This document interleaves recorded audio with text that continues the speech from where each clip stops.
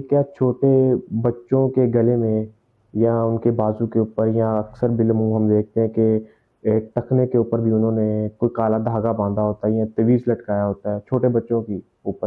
तो क्या ये छोटे बच्चों पर जुल्म के ज़ुमरे में नहीं आता? और बचपन में ही उन्हें गैर शऊरी तौर पर हम एक शिरकिया फ़ेल सिखा रहे होते हैं कि अल्लाह के बजाय इस काले धागे के ऊपर या इस तवीज़ के ऊपर आप तवक्कुल करें। जी, असल में इसका प्रॉब्लम वालिदैन से शुरू हो जाता है, क्योंकि वो खुद इस नज़रियाती एतकादी खराबी के अंदर मुब्तला होते हैं। तो वो जिस दीन के ऊपर, जिस नज़रिए के ऊपर खुद कायम होते हैं, वो विरासत के अंदर अपने बच्चों को भी वही दीन दे रहे होते हैं, वही नज़रियात आगे विरासत मुंतकिल कर रहे होते हैं। इसी तरह जो लोग कब्रों पे जाते हैं और कब्र वालों से मांगते हैं, वो बच्चों को भी साथ ले जाते हैं, वहाँ सलाम करते हैं, बच्चा के साथ ले जाते हैं। वो बचपन से देखता है कि मुझे यहाँ पे ले जाया गया। बाद लोग बच्चे के सर पे बोदी रख देते हैं बाबे के नाम की, कि ये से बाबे ने दिया, ठीक है ना। तो वो बचपन से ही उस लाइन पे उसको चढ़ा दिया जाता है। और भी बेशुमार जो गलतियाँ गुमराहियाँ हैं, जो इसका मतलब है कि हमारे उम्मत मुस्लिमा की इस दर्जे पे तरबियत की ज़रूरत है कि जब वालिदैन सही अक़ीदा होंगे, सही नज़रिए के ऊपर, सही ईमान के ऊपर होंगे, सही अमल के ऊपर होंगे, तो बच्चों की तरबियत भी फिर वही करेंगे। अब तो मामला ये है कि जिस चीज़ को वो सही दुरुस्त समझ के अमल कर रहे हैं, क्यों कर रहे हैं?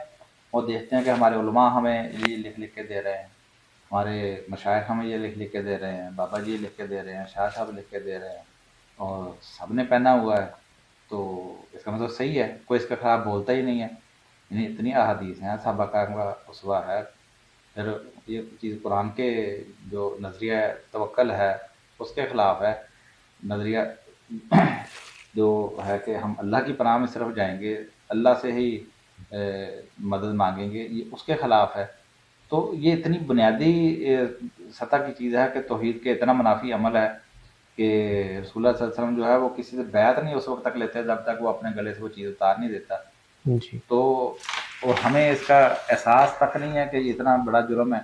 दुकान देखें, मकान देखें, गाड़ियाँ देखें, बिल्डिंगें देखें, प्लाज़े देखें, वो हर जगह पे आपको किसी न किसी शक्ल में एक तावीज़ नज़र आएगा। कभी रुपए मुक़त्तयात लटकाए हुए हैं, कभी सूरह फलक व नास बतौर तावीज़ या चारों कुल लिखे लटकाए होते हैं, कहीं आयतुल कुर्सी लटकाई हुई है, कहीं सूरह यासीन लटकाई हुई है, कहीं अदाद लिख लिख के लगाए हुए हैं। यानी हमें गैर शौरी तौर पर एहसास ही नहीं कि इतना बड़ा हम जुर्म कर रहे हैं। क्यों नहीं एहसास हो रहा?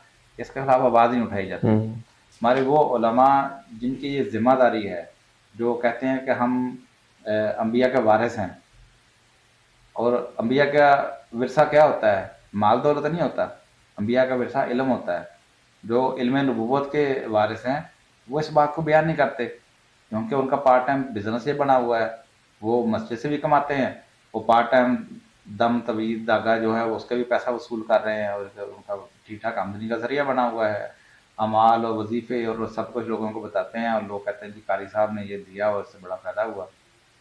इसके ऊपर पूरा पूरा हर फ़िरके ने एक एक सिलेबस पूरा किताबें लिख लिख के प्रिंट कर दी हुई हैं, सैकड़ों सफ़हात के ऊपर मबनी, कि ये उसके अंदर आप देखते हैं कि ज़िंदगी का कोई पहलू शोबा ऐसा नहीं है जिसके अंदर कामयाबी का एक तावीज़ ना हो। तो उसमें ना इस चीज़ का लिहाज रखा गया होता है कि पाकी पलीती का कोई लिहाज नहीं होता।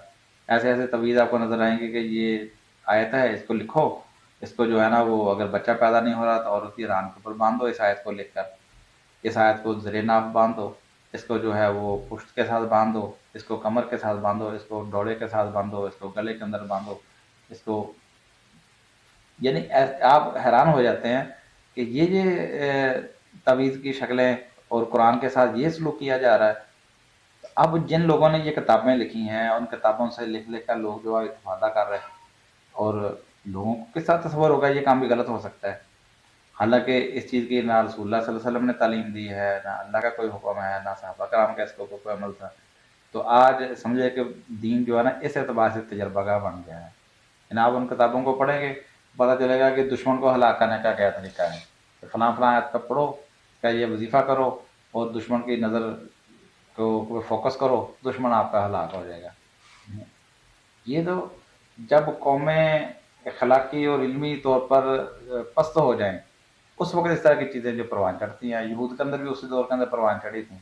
مسلمانوں کے اندر بھی یہ ہے کہ آج پریکٹیکل لائف جو ہے، جو سائنسی میدان ہے، اس کے اندر پیچھے رہ گئے ہیں۔ آج ان کا جو زور ہے وہ سارا کا سارا ان عملیات کے اوپر، وظیفوں کے اوپر، تویز گنوں کے اوپر ہے۔ اور آپ ان کی کتابیں پڑھ کے دیکھیں، پتہ چلے گا کہ دنیا کا کوئی مسئلہ ہے ہی نہیں جو تویز کے ذریعے حل نہ ہوتا ہو۔ لیکن اس کے باوجود 58 اسلامی ملک ہیں جو غلامی کی زندگی بسر کر رہے ہیں، اور ان کے اوپر غیروں کی حکومت ہے۔ نہ اپنے تویز کے ذریعے یہ دشمن کو ہلاک کر سکتے ہیں، نہ دشمن کو بیمار کر سکتے ہیں، نہ اپنی اس بد انجامی کو جو ہے وہ اچھے انجام کے اندر تبدیل کر سکتے ہیں۔ یعنی سارے ہتھیار ان کے پاس موجود ہیں، لیکن اس کے باوجود جو دنیا کے پسترین امت آج بن کے بیٹھے ہوئے ہیں۔ تو یہ اس بدعقیدگی کا یہ نتیجہ ہے آپ کے سامنے۔